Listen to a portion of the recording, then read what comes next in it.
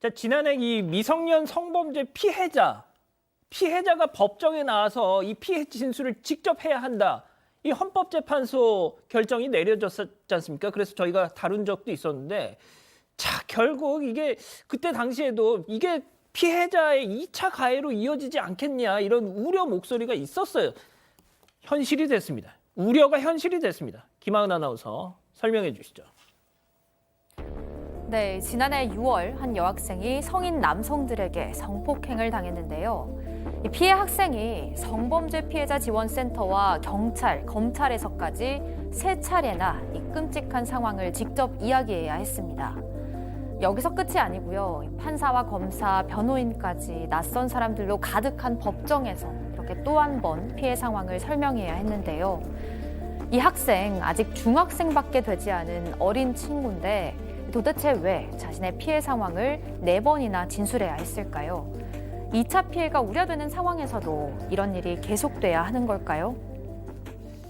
아, 백 기자, 이게 지금 큰일이네, 이거 정말. 이게 진짜 어려운 문제입니다. 지난해 일단 상황을 보여드리면요. 예. 지난해 6월에 성인 남성에게 끔찍한 성폭행을 당한 중학생 얘기입니다. 일단 해바라기 센터라고 하는 곳, 그러니까 성범죄 피해자를 지원하는 기관이 있는데 거기서 1차 진술을 하고 그다음 경찰에 가서 한 번 더 진술을 하고 그다음에 또 검찰에 가서 진술을 합니다. 총 3차례 그날의 예. 고통스러운 상황을 이제 진술을 해야 되는 상황인데 그걸로 끝나지가 않았습니다. 3번이나 진술을 했는데 가해자가 범행을 좀 부인을 한 거예요. 예. 그러니까 다시 이게 증거가 맞지 않으면서 법정에 다시 서게 된 상황입니다. 기존에는 미성년 성폭력 피해자가 따로 진술한 영상을 증거로 쓸 수가 있었는데 지난해 우리도 소개를 해드렸지만 헌재가 위헌 결정을 내렸습니다. 이 판단 이후에 미성년 성폭력 피해자들이 법정에 서는 상황이 속속 생기고 있는 겁니다. 지금 최근에는 6살짜리 아이도 3년 전, 그러니까 3살 때 벌어진 사건을 법정에서 다시 재진술을 해야 되는 상황. 그러니까 어떤 경우는 또 이제 아버지 앞에서 진술을 해야 되는 경우, 이런 경우가 생기고 있습니다. 아, 참. 문제는 이뿐이 아닙니다. 체크포인트 짚어보죠. 4번의 고문입니다.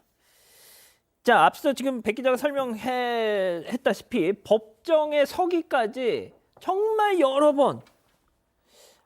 교수님, 아니 이게 말이죠. 성폭력 피해란 이 사실은 자기 엄마한테도 얘기를 못하는 정말 그런 고통스러운 얘기인데 그걸 세상에 공개된 장소에서 법정에서 진짜 이게 어떻게 합니까 이거? 예? 그러니까 잘못된 제도 때문에 어른들이 아이들 갖다가 몇 번씩 거듭해서 죽이는 거하고 똑같은 거예요.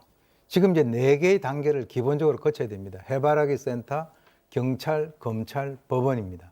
근데 이제 지난번 같은 경우는 이제 따로 녹화 진술을 했는데 그것이 이제 지금 바뀌었지 않습니까? 예. 그런데 어떤 상황이 나왔냐 하면 이 법정에서 피고인 측의 변호인이 신문 과정에서 피해자에게 혹시 너 성관계를 또 하고 싶다고 조른 적이 없냐? 이게 중학생한테 할 얘기입니까?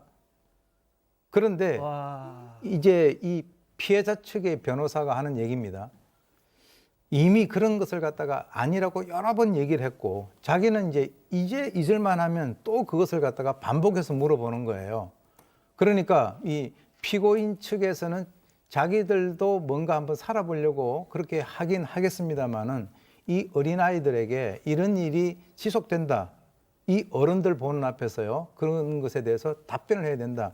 이것은 추가적인 어떤 2차 가해, 전형적인 2차 가해입니다. 그리고 이제 트라우마가 남을 것이고 이 사회에 대해서 불신을 할 수 있는 그런 가능성이 매우 높다라고 하는 측면에서는 매우 우려가 됩니다.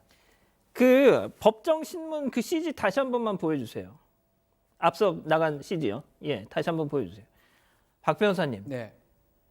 이게 지금 가당키나 한 상황입니까? 지금 성폭력 피해 저 미성년자 앞에다 세워놓고 피고인도 지금 보고 있는 거 아니에요? 그렇죠. 피고인 변호인이라는 사람이 너라는 표현 안 했겠죠?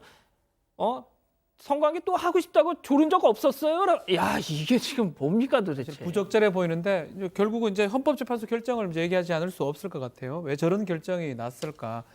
이제 일반적인 재판에서 피고인은 처벌을 받는 자입니다. 재판의 선자. 피고인하고 피해자가 특히 피고인이 이 범죄 사실을 부인하게 되면 피해자를 불러서 법정에 증인이 당연히 되고 그 피고인이 보는 데서 그 증언을 듣고 그걸 반대 신문권을 합니다.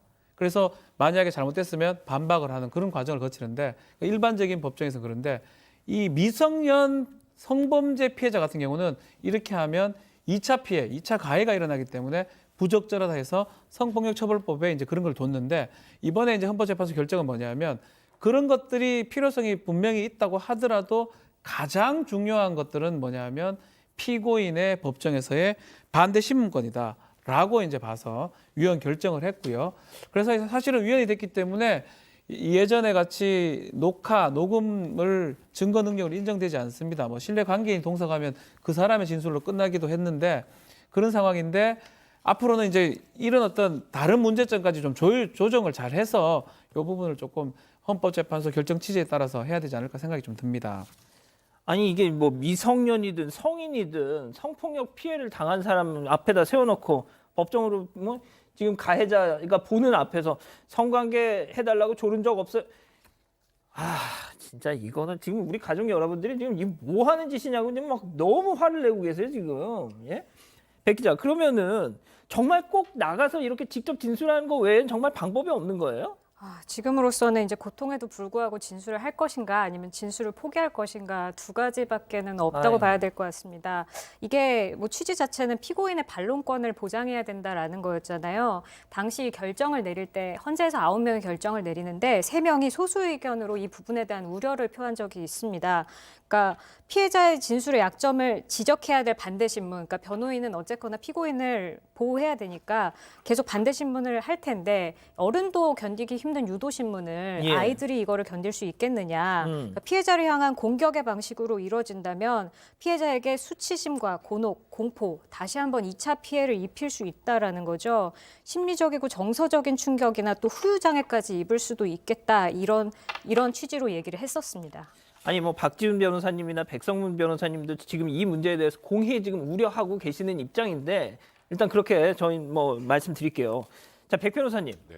이거 진짜 이거 계속 이렇게 뭐 보고만 있어야 됩니까 이걸? 이거는 어떻게든 변화가 있어야 돼요. 이게 가장 큰 문제가 조금 전에 설명을 해주셨지만 이 소수 의견에서도 우려했던 게 이거거든요. 그러니까요. 예를 들어서 저도 변호사지만 제가 가해자 쪽 변호사라면 이 피해자를 흔들어 놓을 수 있는 진술을 계속 유도를 하겠죠. 그래야 이기니까. 이제 그렇게 얘기를 하면 이 아이도 회피하고 싶거나 이런 과정에 나오면 본인의 진술이 왔다 갔다 할 수 있어요. 그럼 이제 우리 많이 얘기하죠. 성범죄 사건의 제일 중요한 건 피해자 진술의 일관성과 신빙성인데 이거 저번하고 지금하고 이게 다르잖아 하면 이 아이는 정말 말 그대로 수차례 더 2차 가해를 입을 수밖에 없는 그런 상황이 될 수밖에 없습니다. 그러니까 사실 수사기관에서도 이 특히 미성년자 피해자 같은 경우 조사는 굉장히 힘들어요. 굉장히 힘든데 6, 7시간씩 겨우겨우 해서 진술을 받아놓은 거 그리고 또 영상 녹화까지 해서 한 거 이제 다 무용지물에서 법정까지 나와야 되면 예. 신고하지 말라는 소리 아닙니까? 그러니까요. 저는 그런 생각이 좀 들더라고요. 오 교수님, 진짜 백 변호사님 말씀처럼 아니 이거 신고를 해도 이게 뭐 득될 게 없잖아요. 그러면 아유 그냥 속으로 그런 상황까지 올 수 있는 거 아닙니까 이거? 지금 이제 그런 조짐들이 보이고 있습니다. 그래서 이제 소송 과정에서 이 아이들이 그 2차 그 피해를 그 입을 가능성에 대해 가지고 실제로 많은 부모들이 이것을 신고를 해야 되느냐 말아야 되느냐. 이제 결과적으로는요 어떤 후유증이 나타나냐면 이런 일들이 발생이 되면 앞으로 이 어린 아이들에 대한 어떤 그 성적인 그 범죄 이런 것들이 급속히 늘어날 수 있는 그런 가능성이 상당히 높다라고 보는데 그러니까 뭐 이렇게 생각을 할 수도 있겠죠. 그냥 뭐 지나가는 개한테 물린 셈 치고 하지 말자. 그러면 과연 그것이 사회 정의라고 하는 것이 구현이 될 수 있을까요? 그래서 지금 이제 그 피고인의 방어권 보장이라고 하는 것은 대단히 중요합니다. 그럼에도 불구하고 실제로 우리 법정이라고 하는 곳은 진짜 억울한 있던 피해자보다도 가해자가 억울한 사정에 대해서 더 헤아리는 것이 아닌가라고 하는 그런 어떤 그 회의를 갖다가 품게 만들고요. 실제로 아까 말씀하셨지만 이 어린아이들뿐만 아니라 성인 여성들도 나와서 여기에서 이걸 감당을 당연하죠. 하기가 힘듭니다. 그런데 그럼요. 어른들이 진짜 아이들 데려놓고 말이죠. 이건 뭐 하는 짓인지 뭔가 이게 변화가 있어야 된다. 저는 그렇게 봅니다. 박 변호사님, 어떻게 생각하십니까? 뭐 그래서 이제 이 사실은 헌법재판소 결정을 뭐 부정할 수는 없을 것 같아요. 이제 그 조항이 이제 무효가 되기 때문에 녹음자를 쓸 수가 없고요. 다만 이제 그것을 반영해서 지금처럼 그 피해를 막는 방법까지 고려가 돼야 되는데 실제로 그런 재판들이 좀 나오고 있습니다. 이렇게 현장에 법정에 피해자를 나오게 했을 때 뭐 그걸 듣는 건 좋다. 그렇지만 그게 2차 가해가 돼서 징역형에 반영되는 경우가 지금 있습니다. 최근 재판을 보면 피해자가 다시 출석해서 진술해서 2차 피해가 발생됐으면 이를 양형에 반영할 수 있다라고 해서 좀 이 피고인들한테 한 10년까지 징역을 높게 선고된 경우도 있거든요. 예. 뭐 이런 식으로 좀 조절이 좀 필요하지 않을까 생각이 근데 됩니다. 한편으로 저렇게 하면 또 어떤 문제가 생기냐면 정말 억울하지 않으면 부르지 마처럼 돼버리잖아요. 그것도 피고인의 방어권에 또 문제가 될 수 있어요. 그래서 지금 여러 가지 모델들이 있지만 이제 어떤 특정한 시설에서 거기서 영상 녹화를 전문가를 통해서 숙련된 전문가를 통해서 진술을 받고 그때 다른 방에서 검사 변호사들이 이 영상을 보면서 간접적으로 질문하는 방식으로 일원화해가지고 영상을 그거 촬영할 수 좋겠네요. 있는 방법들이 있잖아요. 그게 예. 북유럽의 모델이라고 하는데 지금 말씀드린 모델인데요. 법무부도 저런 부분들까지 다 포함해서 이제 피해자가 피해를 더 키워가는 방식으로 재판이 진행되는 건 절대 안 돼요. 맞아요. 이걸 최소화할 수 있는 방법을 이런 방식으로도 꼭 찾아야 될 것 같습니다. 알겠습니다.